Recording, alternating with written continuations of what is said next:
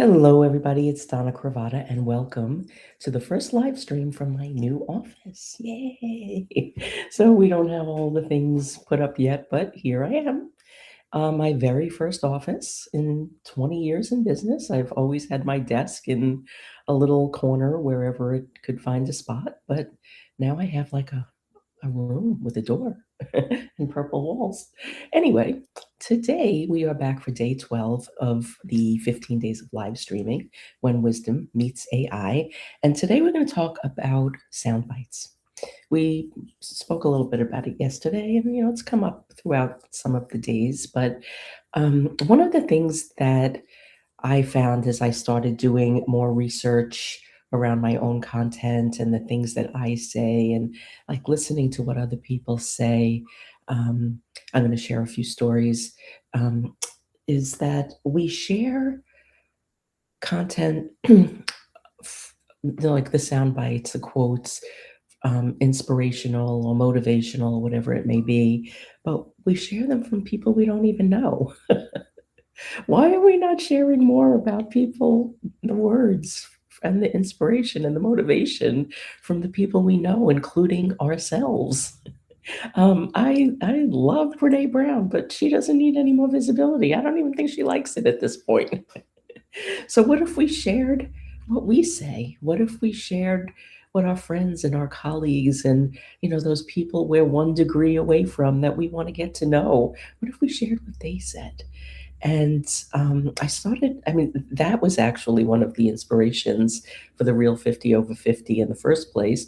I started that because I got pissed off at Mika Brzezinski and the whole Forbes franchise because it excluded me and excluded the people that I know. And I just decided I was going to create a platform where I amplified their voices. And today, I'm going to share a couple of women from the Real 50 Over 50 that do that. And I'm also going to share stories of how I figured this out for myself, for my own business, and how I did this for clients. Because of course I did this for clients first, because that's what we do. We're in service. We serve others before we realize, hey, I'm saying some pretty cool shit too. And that took a while, as it tends to do. But AI tools are like an absolute gift for finding these sound bites, and particularly when they're yours, because you don't even realize you're saying these things. I about I don't know, maybe about a year ago. I don't know. Timelines are flying, so I could don't hold me to the date. But I started to realize, well, I had this epiphany that, oh my God, it's not just visibility that I do; it's intentional visibility because there's nothing random about this, right? So I start poking around at old podcasts that I was interviewed on and looking at things that I wrote to, try and kind of piece some things together. And what do I find? Like for 2 years prior to me having this epiphany, I've got notes about intentional visibility all over the place. I've got half written articles, and I mentioned it on a podcast. So it was baking in my head, but it didn't come forward, right? So I thought I had this great idea, and it had been formulating all along. So that's one example. And now that has become like the umbrella for everything I do, because it's not about being visible to everyone. It's about being visible to the people that you want to make a difference for. And it's also about being visible for yourself. We tend to put ourselves last when it comes to that because a lot of fear around visibility. And it's easier to push somebody else forward than it is to take that step. Um, anyway, then I'll share a couple client stories. I've mentioned my hand model before. She was the first client that I worked with. It had to be around 2009, where I actually pulled the parts of my business together. That's what I still do. And with her, she was a top hand model. She was in all the magazines. She was on book covers. She was on all the late night talk shows in the 80s, 90s, early 2000s. So what we did was we started to pull all of this together.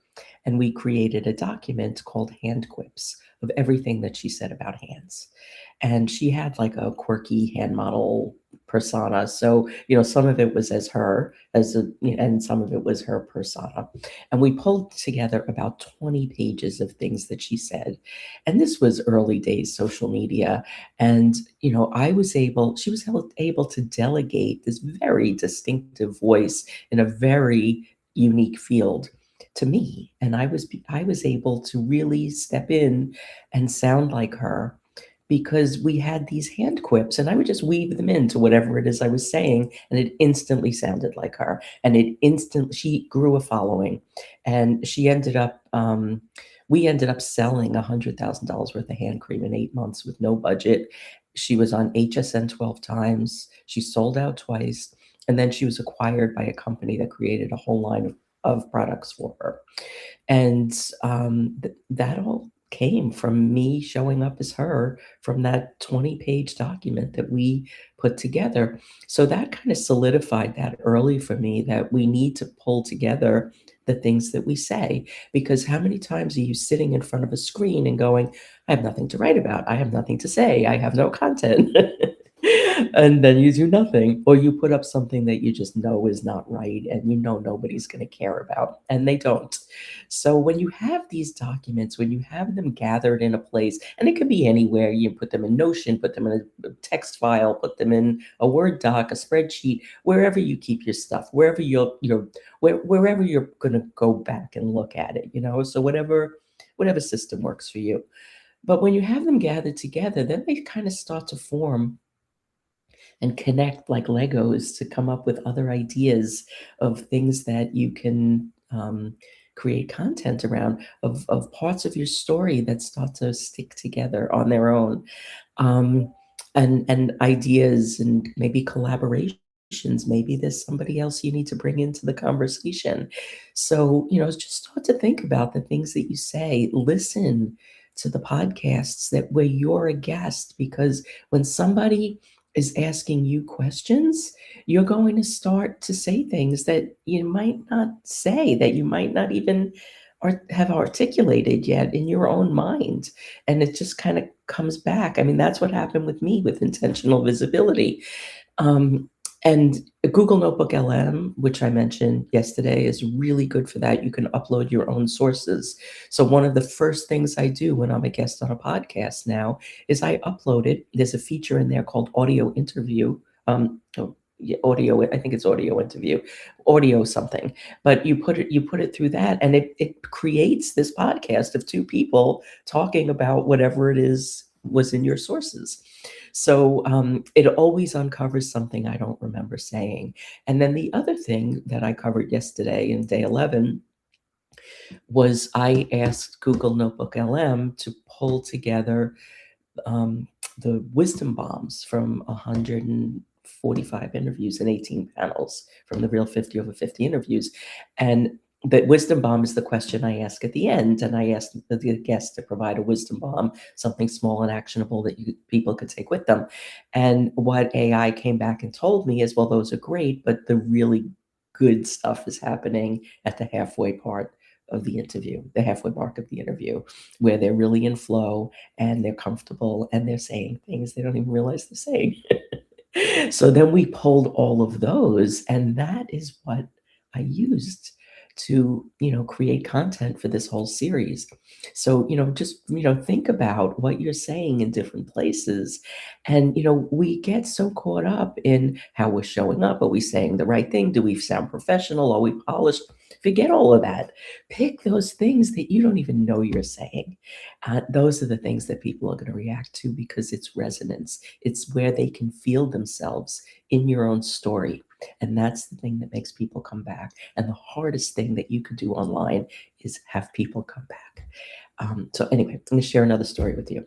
So I got a client and a friend and a colleague and my entrepreneurial brother, who is an amazing photographer, John D'Amato. And this was many years ago. We were working on his positioning. And we were looking up for a branded hashtag for him. And we was spent weeks. We tried everything, around photography and faces and expression and all of these things about, photography and the kind of work that he does, which is lifestyle photography. And he works with a lot of speakers and authors. And everything was either taken or it was lame and it wasn't him because, he's like a real New Yorker. And, it just, he's very, very, he speaks plainly. He's honest. He's amazing. So anyway, nothing was working. So then I was getting frustrated and I started to listen to his podcasts where he was a guest. And I noticed that he was ending every sentence with, yeah, absolutely. And I started playing with it and I started like kind of just putting it at the end of posts and, where you would ordinarily put hashtags and, conversationally in a post. And I was like, damn, this works. So I reached out to him and I knew he was going to say, no, no, no, no, no. And of course he said that. And I said, just sit with it, see how it feels. Listen to your podcasts. I showed him the episodes that I listened to. And he called me back a couple of days later and he goes, you're right, this is really good. So now it's years later, but he has become known for that. And it is like, he takes pictures of some of the most influential people in the online space and they're wearing, yeah, absolutely t-shirts. And they're using it in their posts. And even when he's not in there, it's become a phrase. And it's so much more memorable than something about photography because it's about who he is. It's not about what he does. And it has become, part of his brand. And it's one of the proudest moments of everything that I've done in my business because I'm the mother of that hashtag. And I love to say that. Anyway, those are a couple of client stories and one of my stories. And now I'd really like to share a couple of women from the Real 50 Over 50. And I got it written down because I don't want to miss anything. So if you see me glancing to the side, I am reading.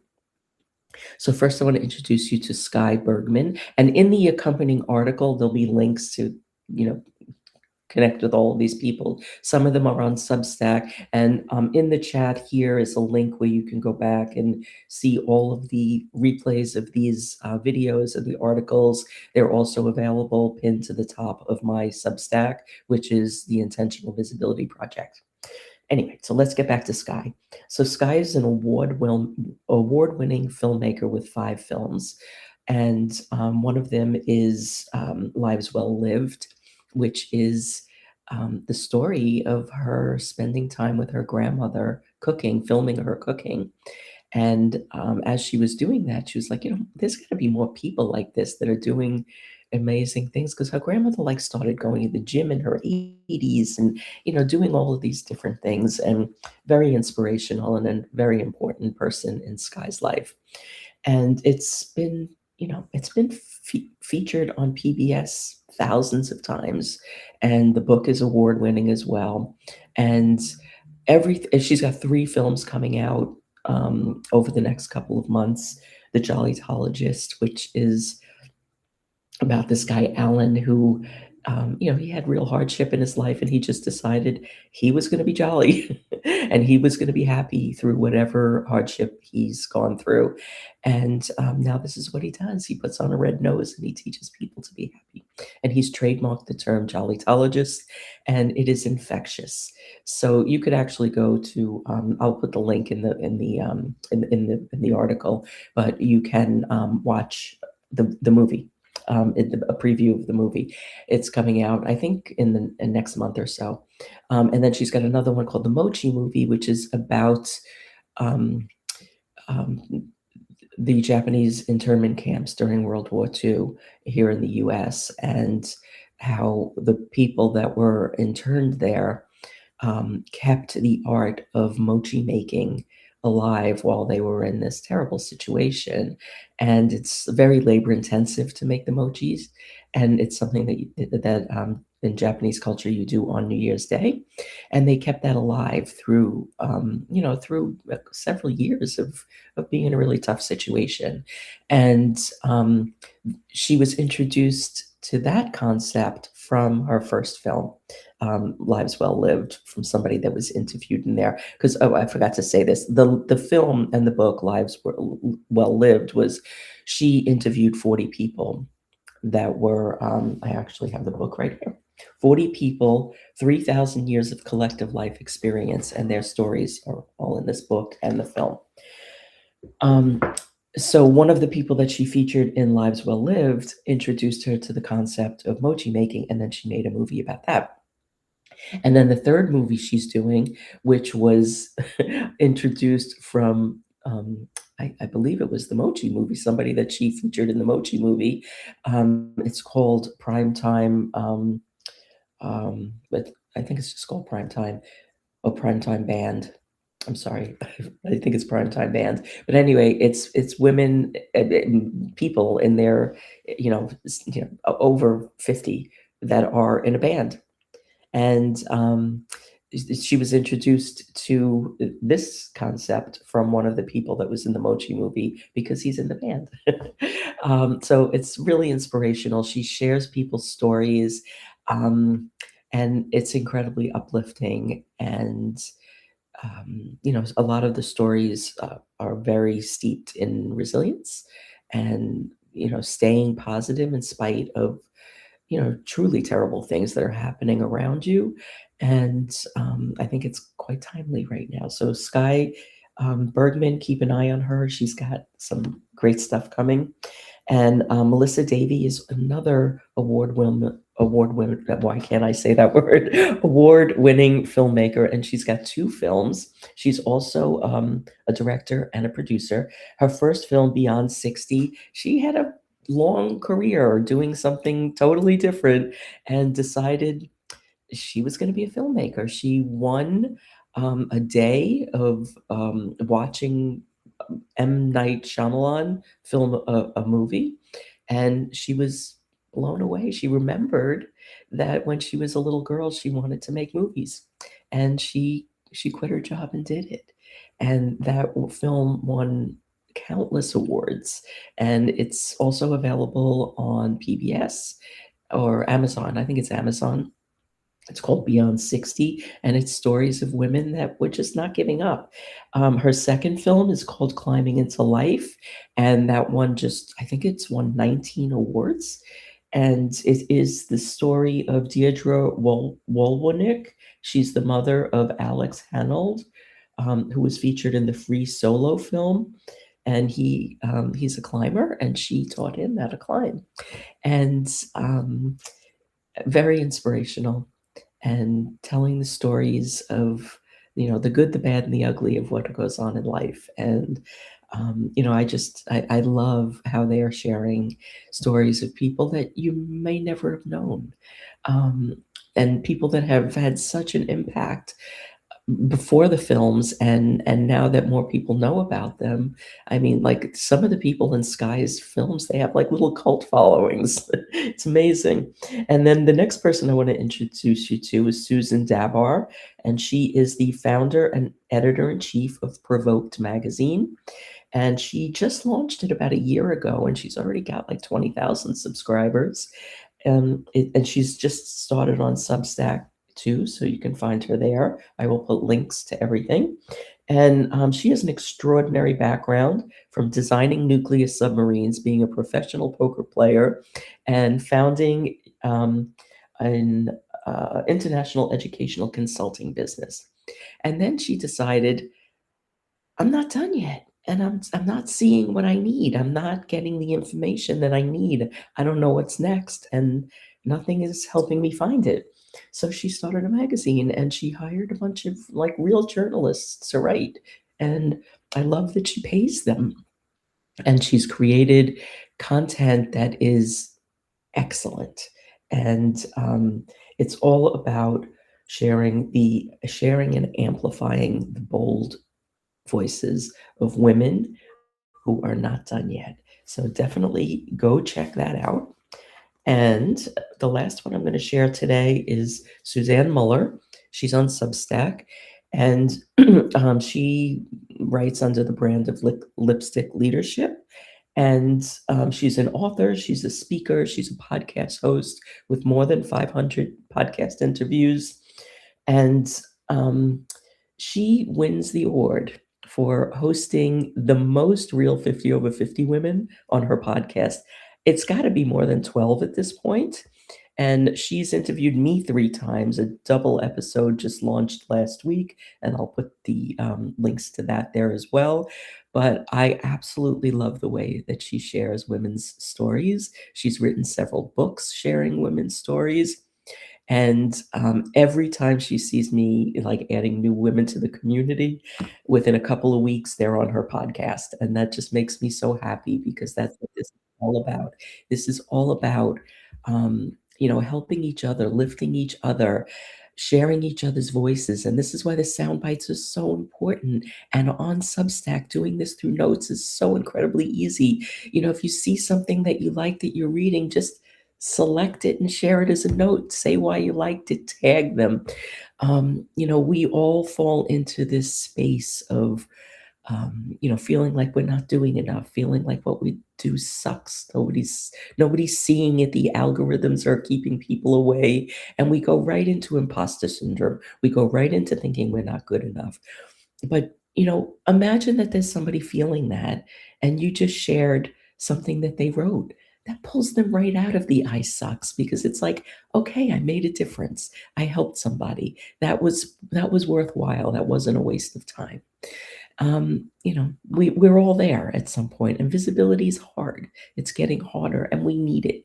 We need it, for our businesses, but we need it for ourselves too, because stepping out and feeling like you have something to say that's going to make a difference to somebody, that you have something to share that you've learned along the way, and then to have people actually like raise their hand and say, "I see you. I like that. Do it again."